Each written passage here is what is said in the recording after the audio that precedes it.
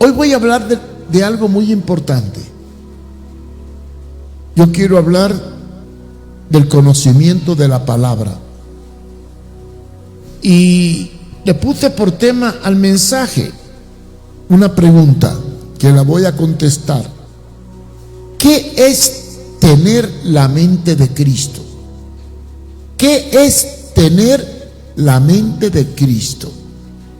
Y para eso voy a usar una cita bíblica que está en 1 Corintios 2:16, donde Pablo hace esta misma pregunta, pero de otra forma. 1 Corintios 2:16 dice: porque ¿quién conoció la mente del Señor? Esa es la primera pregunta. Y la segunda pregunta es: ¿quién le instruirá? Y ahora viene una afirmación: mas nosotros tenemos la mente de Cristo. Pero para poder entender la palabra tenemos que analizar las palabras. ¿Qué significa el término mente? Mente. La palabra mente significa la facultad cognitiva, emocional, volitiva e intelectual que dotan a los seres humanos de la capacidad de interpretar, aprender, interactuar y responder. De manera que mente es la capacidad de entender, razonar, actuar y comprender. Si nosotros analizamos la Biblia, fue escrita en griego. Y en griego hay 3 palabras que hacen alusión a mente. La de este texto se refiere al griego nous, que significa intelecto, razón y percepción. Así que lo que habla la mente es la percepción, el intelecto y la razón. Hay otra palabra griega que se usa para razón, que es diaconía. Dianonía significa capacidad de pensar, comprender y tomar decisiones. Y una palabra griega que todos la conocen, que se usa mucho porque es un compuesto de psicología, es la palabra psique, que habla de mente, pero no de la mente intelectual, sino de la esencia de la vida, del espíritu, del alma, cuerpo o espíritu. Es la facultad de la identidad del yo, psique, capacidad personal, la vida intelectual y emocional. Pues bien, ¿qué entendemos entonces en este texto por el término nosotros tenemos la mente de Cristo? ¿Qué quiere decir esto? Vamos a desglosarlo por la palabra. No podemos tener la mente de Cristo si no conocemos a Cristo. A Cristo lo podemos conocer de 3 facetas: como hombre, como profeta y como Dios. Como hombre, como profeta y como Dios. Vamos a hablar de Jesús como hombre. Nosotros tenemos la mente de Cristo. La mente, la capacidad de razonar, interactuar, entender, también tiene que ver con juzgar. Cuando nosotros tenemos la mente de Cristo es porque no identificamos con la forma de ser, de actuar de Jesucristo. Y claro está, si tenemos la mente de Cristo, tenemos que copiar su forma de ser. ¿Qué es la forma de ser? La forma de actuar, de tratar, de vestir, de relacionarnos con las personas, Esa es la forma de ser. Y la pregunta sería, si queremos entender la mente de Cristo, ¿entendemos cómo vivió Jesús? ¿Y qué nos mandó Jesús respecto a su estilo de vida? Pues vamos a la palabra. Vamos a buscar Juan 13:15. Juan 13:15. Fíjense bien lo que dice Jesús. Porque ejemplo os he dado. Ejemplo os he dado. La palabra dado significa conducta. Para que como yo he hecho, vosotros también hagáis. Hay dos formas de interpretar este texto: los que tratan de gloriarse y los que tratan de humillarse. Ejemplo os he dado, para que como yo he hecho. Entonces, ¿qué hizo Jesús? Resucitó a los muertos, caminó sobre el agua, sanó a los enfermos, multiplicó los panes y los peces, que transformó el agua en vino. Entonces yo puedo hacer todo eso.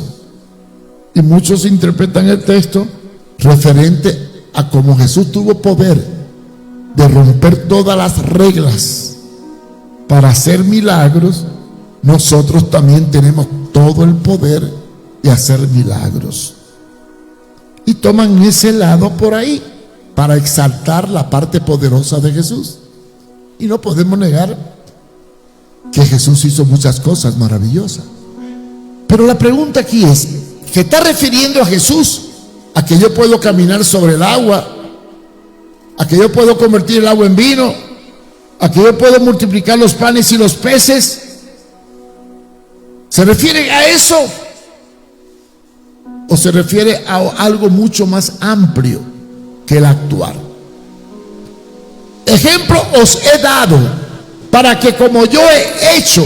Es que la palabra hecho significa actuar, vivir. ¿Cuáles son tus hechos?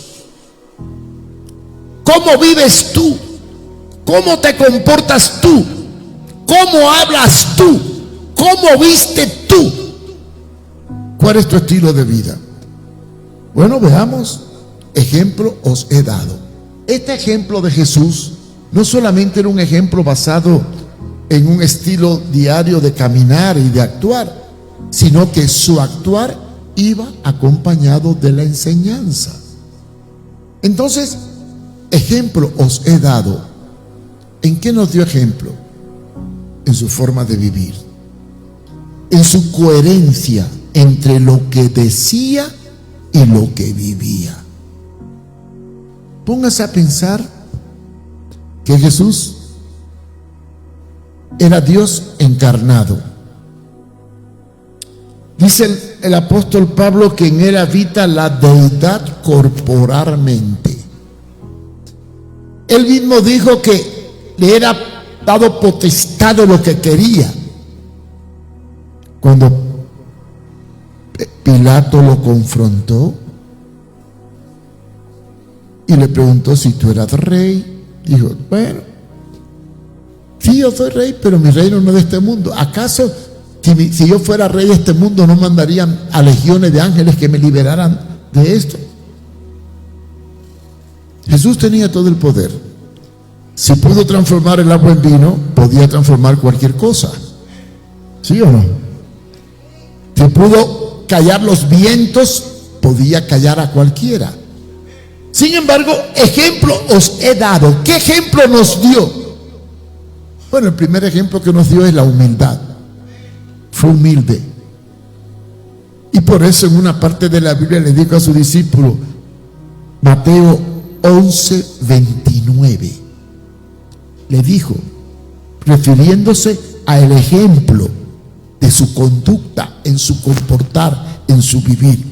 Miren lo que le dijo en Mateo 11:29. Llevad mi yugo sobre vosotros ¿Qué es un yugo? Algo que te ata, ¿no?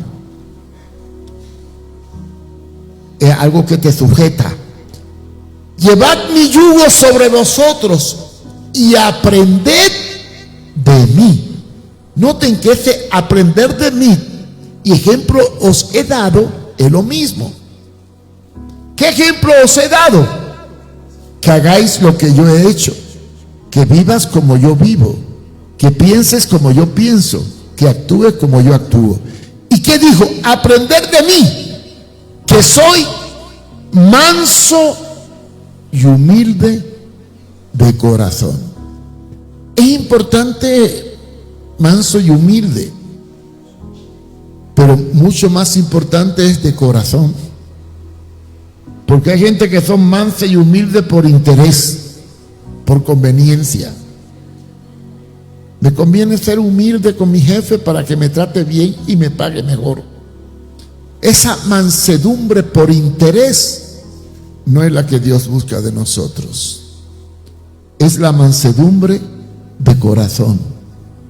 ¿Y qué se refiere manso y humilde de corazón? Bueno, vamos a hablar.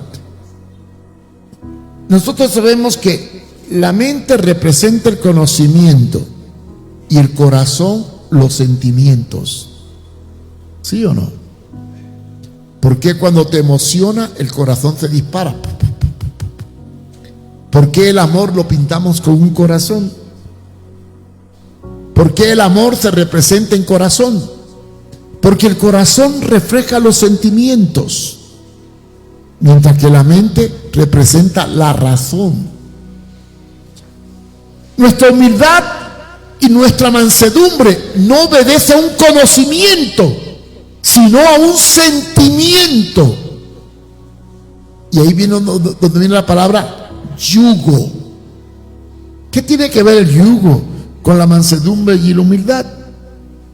Simplemente que yo me someto al señorío de Cristo de corazón.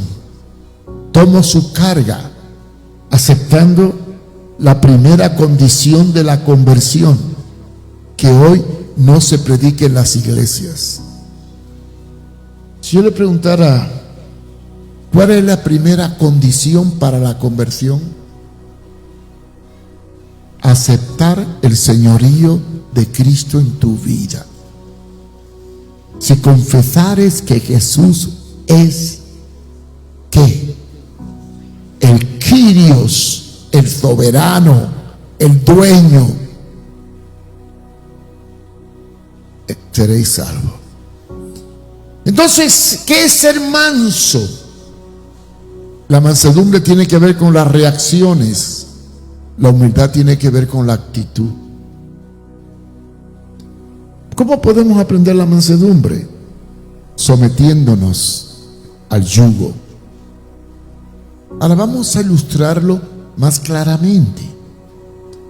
No sé cuántos, bueno, ya hoy en día usamos tractor eléctrico, tractor con diésel y otros métodos para arar, pero antiguamente se araba con bueyes.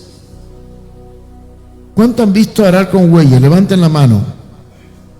Los que han visto arar con bueyes me van a entender mejor que los que nunca han visto arar con bueyes. Para arar con bueyes se necesita 2 bueyes, ¿sí o no? Y hay algo que une a los 2 bueyes, que es ¿qué cosa? El yugo. Es una cosa así, es una madera cortada así y así. Aquí se amarra un buey y aquí el otro buey. Pero para poder enseñar a un buey a arar, no hay buey manso. Todos los bueyes son como ustedes, salvajes, cuando no tenemos a Cristo. Entonces, ¿qué es la técnica para amansar un buey? Bueno, primero tengo un buey manso y lo ato al lado de un buey bravo, púcaro. Cuando yo ato al buey salvaje o rebelde al lado de un buey manso, lo enyunto o lo someto a un yugo de servidumbre. La palabra servidumbre es bajo dominio, tanto en lo jurídico como en lo espiritual. Esta propiedad la tengo en servidumbre. Estar en servidumbre, estar bajo algo. Entonces, el yugo significa atarnos a Jesucristo. Y como fruto de atarnos a Él, aprendemos de Él. Como el buey bravo aprende al lado del buey manso. ¿Y qué es ser manso? Dócil, que se deja guiar, que se controla, que tiene dominio propio. ¿Y cómo se aprende la mansedumbre? Bueno, hoy en día no tenemos método para aprender a ser manso. ¿Por qué? Porque en las iglesias no existe estructura de discipulado, ni de dependencia, ni ayuda mutua. Pero la mansedumbre se aprende conviviendo con una persona que sea mansa y humilde y te dé ejemplo. Y humilde. ¿Qué es humilde? La humildad no es una forma de vestir.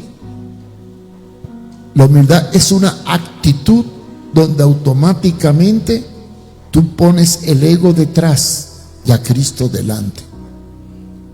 No trata de sobresalir, no trata de lucirte, no trata de hacer propaganda de lo que hace,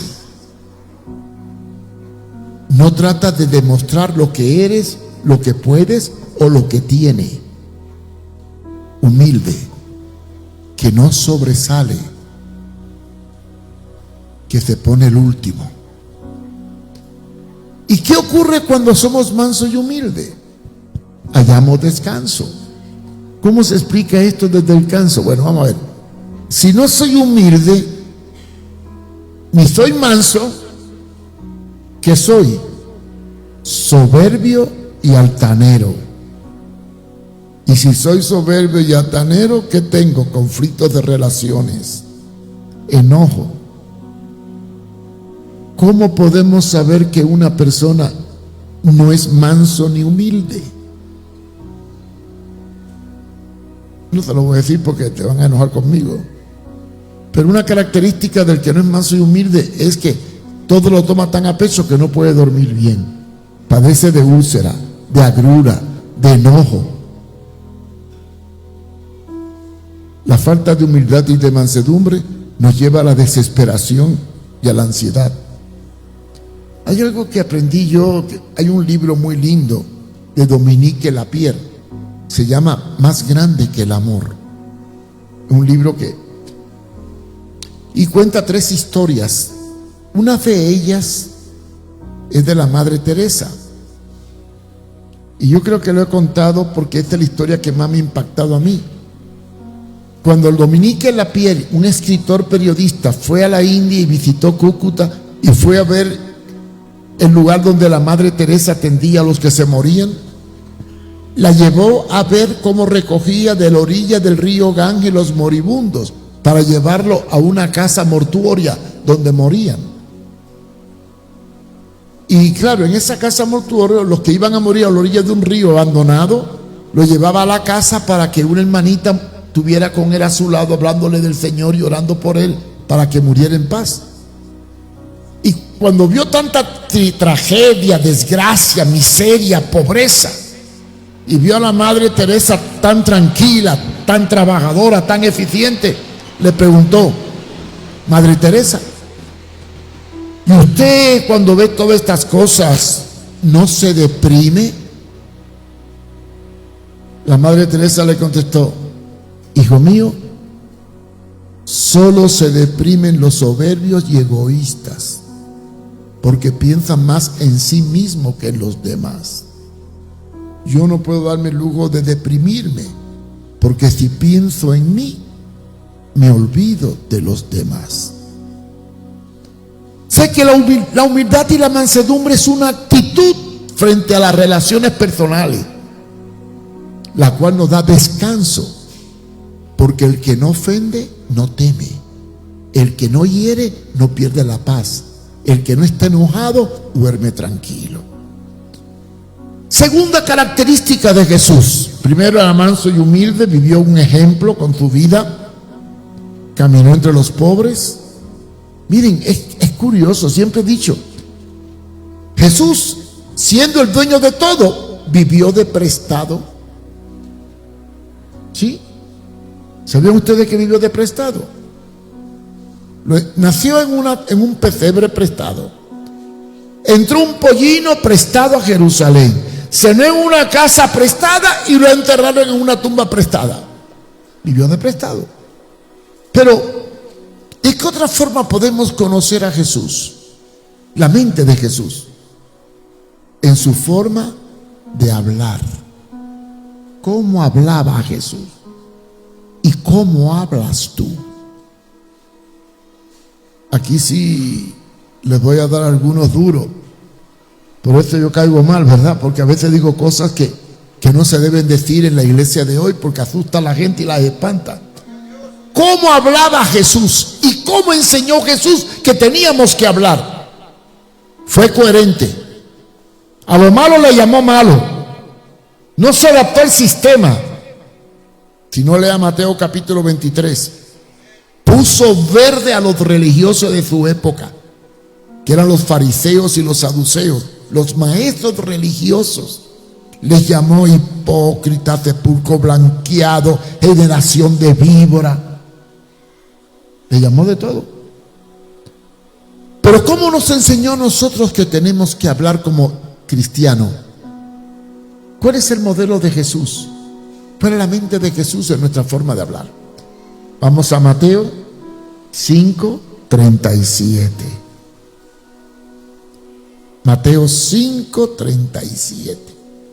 Y este texto lo debe tachar muy bien, porque es un texto importantísimo si queremos tener el estilo de vida de Jesús en nuestra forma de hablar. 5:37 dice: pero sea vuestro hablar sí, sí, no, no, porque lo que es más de esto, del mal procede. Vuestro hablar sea sí, sí y no, no. En otras palabras, no andes con ambigüedades. No invada responsabilidades. No engañes. No use la excusa para evadir responsabilidades y caer en la mentira. Vuestro hablar tiene que ser sí, sí y no, no. ¿Por qué? Si no es así, del mal procede. En otra palabra, gente con palabra íntegra. Hermano, ¿a qué hora llego? A las 7. Si dijiste las 7, es las 7, punto. Hay este problema en Honduras. Hay dos cosas que no soporto en Honduras. Y me he adaptado, ¿no? La puntualidad y las promesas. Hermano, cuenta conmigo. Y me quedo esperándolo. ¿Sabe que yo he tenido grandes problemas con casar gente? Por eso ya no caso a nadie. Hermano, la boda es a las 6. Llego yo a las 6, 6:15, 6:30, 7. Y te aparece la novia a las 7, 1 hora después de la hora. ¿Y por qué hacen eso? No para hacer sufrir al novio. Eso me dijo, ¿no? Otro me dice, no, porque es costumbre. Otro, no, porque hay que dar a la novia muy bien. La última boda que me invitaron, dije, mire, ¿a qué hora la boda? 6:30, ok. Yo voy a estar a las 6:30 allí. Si a las 6:45 la novia no ha llegado, que lo case otro porque yo me voy. Señores, ¿por qué nuestro hablar tiene que ser incoherente con la realidad? ¿Por qué evadimos responsabilidad? Es mejor decir sí, aunque sea no, porque se va a molestar si le digo no. Ese es el problema nuestro, ¿verdad? La mentalidad. Vale más llevar la corriente, aunque sepa que no voy a poder seguir la corriente. Hermano, no seamos hipócritas. Hermano, ¿me puede ayudar? No. Y si se molestó, que se moleste. Pero si no puedo, no puedo y punto. hermano, ¿me puede ayudar? Si le digo no, se va a molestar conmigo. Sí, te ayudo, pero no llego. Y después invento una excusa. Fíjate, cometo 2 pecados. El primer pecado, decirle sí cuando sé que es no. Y segundo pecado, mentirle para dar una excusa falsa que va a lo que ya premeditadamente tenía elaborado. Se llama alevosía. Por eso dice que nuestra ver sea sí, no, porque lo que de más es, del mal procede. Cuando tú dices un sí que sabe que no puede cumplirlo y lo dice para quedar bien, automáticamente está cometiendo 2 pecados: engañarle y mentirle. Y ambas cosas del mal proceden. ¿Qué es tener la mente de Cristo? Hablar coherentemente, con palabra firme. Lo que es malo y lo que es bueno es bueno. No sé cuánto han visto una película de Jim Carrey llamado Mentiroso, Mentiroso. Qué fácil es vivir con mentira, ¿verdad? Entonces Jim Carrey era un abogado, en la película era un abogado, y el hijo, como llegó tarde a su cumpleaños, le pidió la promesa de que no mintiera más y le juró no mentir, y a partir de ahí no podía mentir. ¿Y qué lío se buscó el hombre cuando dejó de mentir? Siempre que llegaba al trabajo se encontraba una compañera bien gorda, le decía: qué guapa te ves. Y ese día, como ya no podía mentir, le quiso decir la mentira, pero le salió la verdad: ¡estás gorda! Ya. Y a partir de ahí, cuando iba a defender a una persona, como tenía que defender a un culpable para hacerlo inocente, metía la pata y se vio en apuro. No podemos vivir con mentiras. Tener la mente de Cristo es hablar rectamente. Tercera forma de entender la mente de Cristo. Ya tenemos 2. Primero, su forma de vivir. Segundo, su forma de hablar. Tercero, su forma de pensar. ¿Cómo pensaba Jesús? ¿Cuál era la mente de Cristo en cuanto a nuestro estilo de vida ideológico? Era sencilla. Las bienaventuranzas. Bienaventurados sois. El soportar ofensas, el no buscar protagonismo, y lo más importante, su forma de pensar: desplazar tu yo para vivir para Dios. Y esto lo describe Filipenses cuando dice: se despojó a sí mismo, tomando forma de siervo, y en forma de siervo murió por nosotros. Muerte de cruz. Pero ¿cómo describe los apóstoles la mente de Jesús encarnada en ellos mismos? Vamos a 1 Corintios, capítulo 1, versículo 10.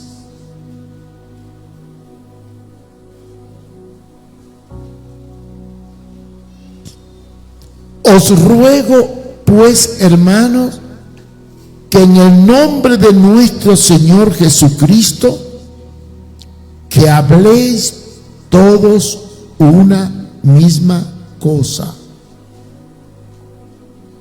Que habléis una misma cosa. Fíjense bien, que habléis, que nuestra forma de hablar sea uniforme a la imagen de Jesús. ¿Por qué usted habla español? ¿Porque tu mamá hablaba español? ¿Sí o no? ¿Por qué tenemos palabras regionales que no existen en otros países? Cipote, ofrezco, pisto,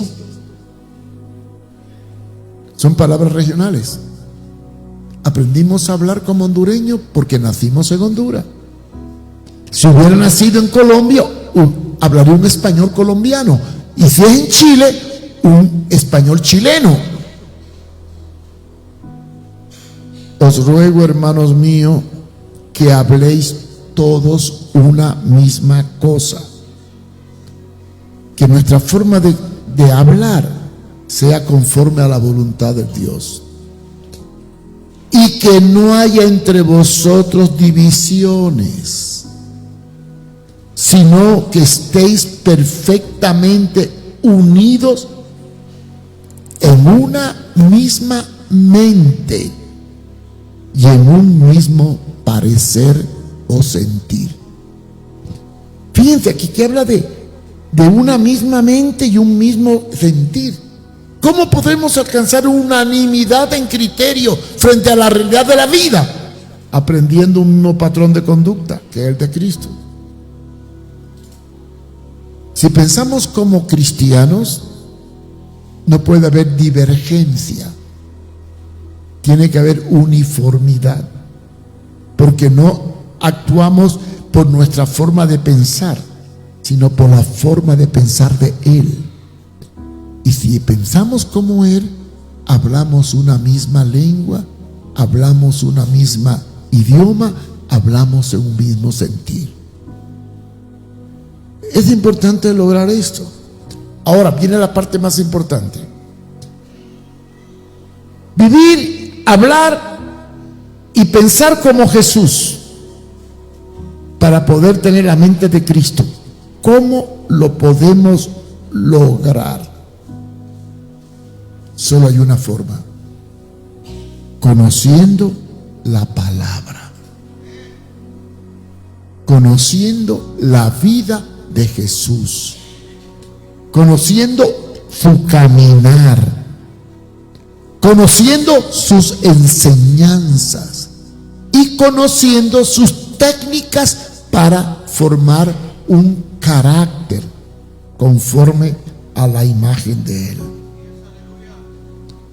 Así que aquí es donde viene la importancia del conocimiento de la palabra. Y por eso hay una regla muy importante. Dios no me va a medir a mí con la vara que te mide a ti. ¿Entiendan esto? Dios va a medir a cada cual con el conocimiento que tiene. Repito, hay cosas que para mí son malas porque tengo 56, 60 años de conocer a Cristo. Y en 60 años conocí mucho. Sin embargo, si tú tienes 6 meses, vas a hacer cosas que para mí son malas, pero para ti son normales. No sé si me van entendiendo, ¿no? ¿De qué depende la madurez espiritual? ¿De qué depende? A ver, pregunta. ¿De qué depende la madurez espiritual? ¿De la edad biológica o de la edad espiritual? ¿Cuándo nacimos de nuevo? A partir de ahí se empieza a formar la mente de Cristo. Tú cuando te convertiste no tenías la mente de Cristo, tenías la mente del diablo. Y lo dice la palabra. Vosotros de vuestro padre el diablo sois. Si no tienes a Cristo, andas con la mente del diablo. Y la mente del diablo es matar, robar, destruir. Pero la mente de Cristo es dar vida y vida en abundancia. Entonces, yo no puedo medir a un joven que tiene 6 meses de convertido conmigo. Le voy a encontrar cosas que él hace que para mí son absurdas, pero para él son lógicas. ¿Por qué? Porque no ha alcanzado el conocimiento pleno de Jesucristo. Entonces, ¿cómo alcanzamos la mente de Cristo? Con el conocimiento de la palabra y la formación del carácter. Y la pregunta clave es: ¿cuál es el primer paso para que podamos entrar a la mente de Cristo? Negarnos a nosotros mismos y escudriñar las Escrituras, porque ellas tienen la vida eterna. Y yo le dije hace un ratito que Dios nos va a medir a cada uno con una vara diferente, porque con la misma vara que tú midas te van a medir. Yo no puedo medir a un cristiano de 1 año a un cristiano de 5 años. Hay cosas que puedo tolerar de un hermano de 1 año, pero no puedo tolerar de un hermano que tiene 10 años. porque son 10 años en el conocimiento de la palabra. Y ese conocimiento tiene que producir cambios. Y si no produce cambios, pues no nació de nuevo. Es sencillo. ¿Cómo lograr adquirir la mente de Cristo? Conociendo al Señor a través del estudio de la palabra, del sometimiento al señorío de Cristo y del aprendizaje en el diario vivir. Quizás, por ejemplo, yo he ido aprendiendo a través de los años. Siempre estamos aprendiendo para conocer un poquito más de la mente de Cristo. Pero hay un pasaje, y con esto voy a terminar. Solo logramos tener la mente de Cristo en la medida en que conozcamos la palabra. Y hay dos factores en el conocimiento de la palabra. Uno, ¿a qué venimos a la iglesia? ¿A aprender o a llenar un hueco?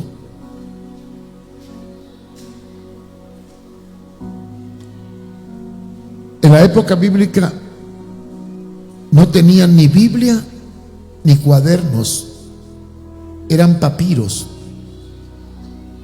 Y cuando se sentaban en el culto, dice la Biblia mía, no sé si la tuya también, que a veces eran tantas horas que algunos hasta se quedaban dormidos. ¿Saben la historia de Utico, verdad? Predicó tan largo Pablo que se le durmió uno en la ventana y se le cayó del segundo piso y se le mató. Así que si algunos se me duermen en el culto, no me extraña. Si a Pablo se le durmieron también. Lo único que a mí se me duermen en poco tiempo, 45 minutos. Quizá a Pablo en 2 o 3 horas. Pero ¿cómo podemos alcanzar la mente de Cristo? Aprendiendo en los cultos la enseñanza que se da. Y por cierto, voy a aclarar algo. En la iglesia primitiva, el culto principal no podían venir inconversos. Solo dejaban entrar a los cristianos. Ningún inconverso venía al culto principal, porque el culto principal no era para evangelizar, era para formarlos en el cuartel para salir al combate a las calles. Segunda forma de formar la mente de Cristo, el discipulado. Vivir con alguien que me dé ejemplo junto con la palabra. No es que me dé la palabra sin ejemplo, porque cuando te dan la palabra sin ejemplo te siembran confusión, pero cuando te dan la palabra con el ejemplo aprendes convicción. Y aquí viene la parte: ejemplo os he dado para que como yo he hecho vosotros también hagáis. Yo les di ejemplo de cómo actué. Ahora, vosotros tenéis que aprender a ser como Jesús. Y concluyo con el texto más importante para poder tener la mente de Cristo. Primera de Juan, capítulo 2, versículo 6.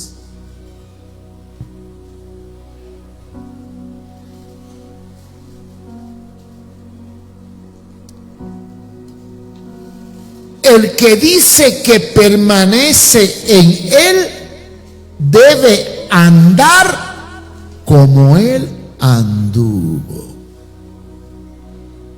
Debe andar. ¿Saben? Bueno, yo no soy amigo, no se me ofendan por esto, ¿verdad? No tiene de malo.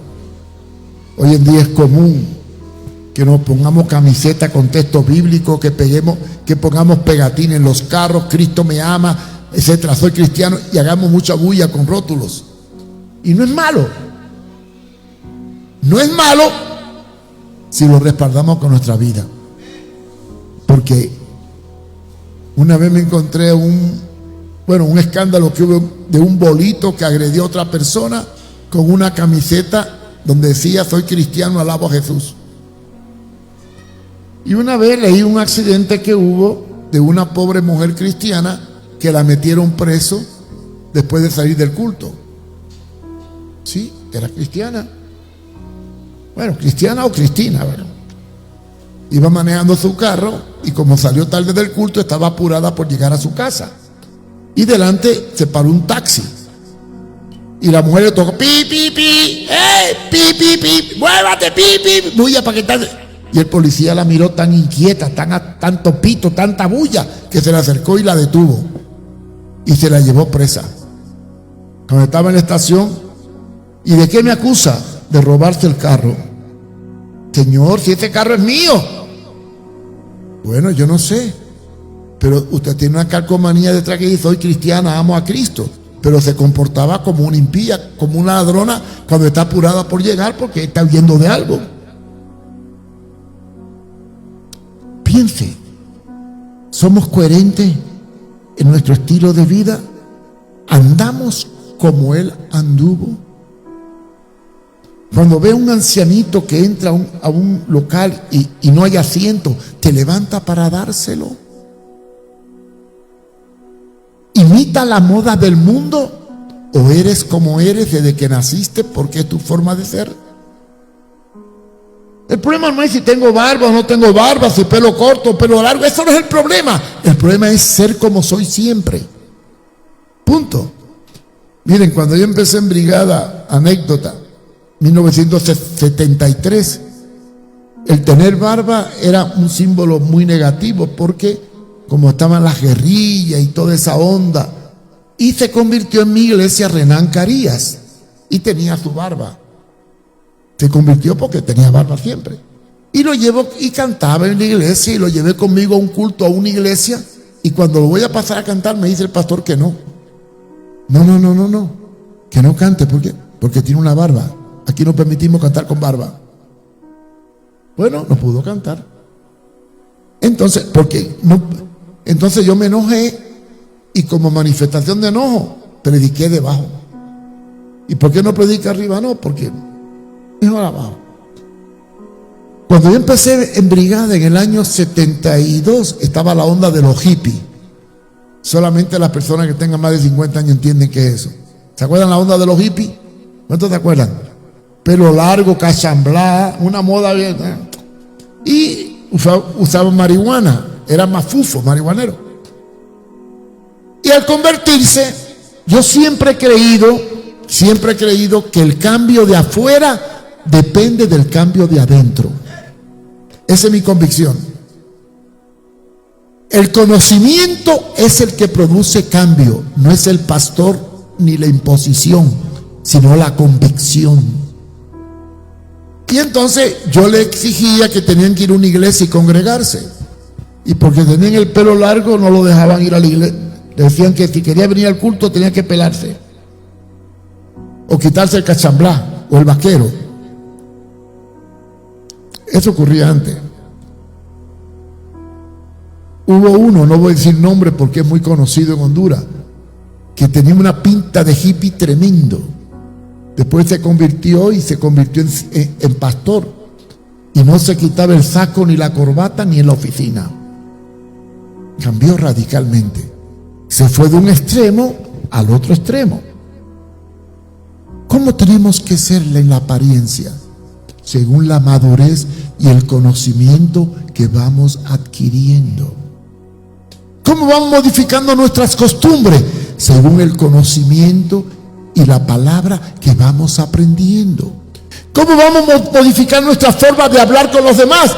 Según la forma, el conocimiento que adquirimos a través de la madurez espiritual. Y según de los golpes de la vida también, ¿no? Ahora tengo un libro escrito que lo voy a publicar pronto que se llama Anécdotas Misioneras. ¿Qué conflicto es predicar en América Latina cuando estudias en un país? Por ejemplo, yo estudié en Puerto Rico, ¿no? En Puerto Rico al dinero le dicen chavo, a la naranja le dicen china y al saco le dicen gabán. Tienen su palabra, como aquí en Honduras tienen su regionalismo. Y yo, pues, como aprendí mucho puertorriqueño viviendo 3 años allí. Cuando me fui a Colombia, cometí un error garrafales, porque no hablaba como colombiano, hablaba como un poco puertorriqueño o como cubano. Cuando llegué a Puerto Rico, mi problema era por ser cubano. Ay, qué susto pasé. Puerto Rico a la fruta, lo que en Cuba le llaman fruta bomba en Puerto Rico es papaya, pero en cubano papaya es otra cosa muy mala. Es muy mala. Es la parte de la mujer. Sí, es malo. Y llego yo a Puerto Rico, a casa de un pastor, y ella me dice: hermano Mario, ¿a usted le gusta la papaya? Ay, el Señor reprenda al diablo, dije yo.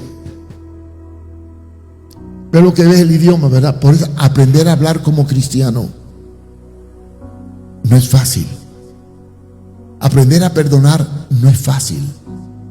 Aprender a sobrellevar las necesidades de los demás no es fácil. Por eso, para poder tener la mente de Cristo, tenemos que conocer la palabra para ir formando el carácter. Y entonces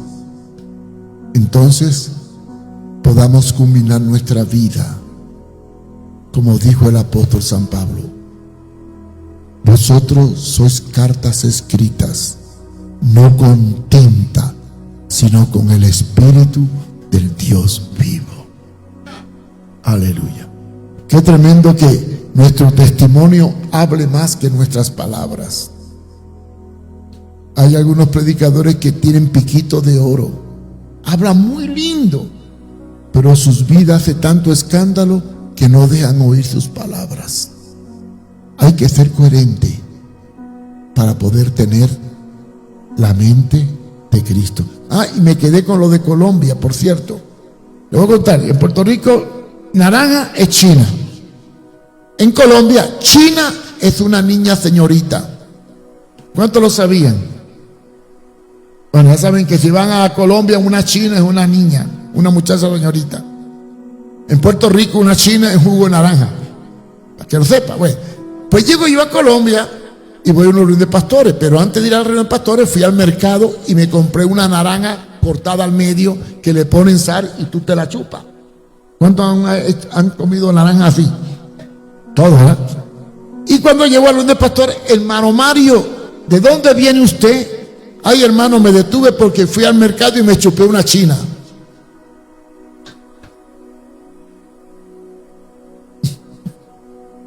Casi me pone disciplina.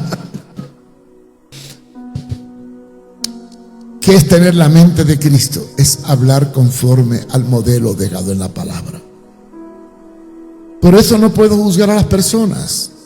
No puedo juzgar a las personas por cómo hablan, porque hablan de acuerdo a la cultura que vienen.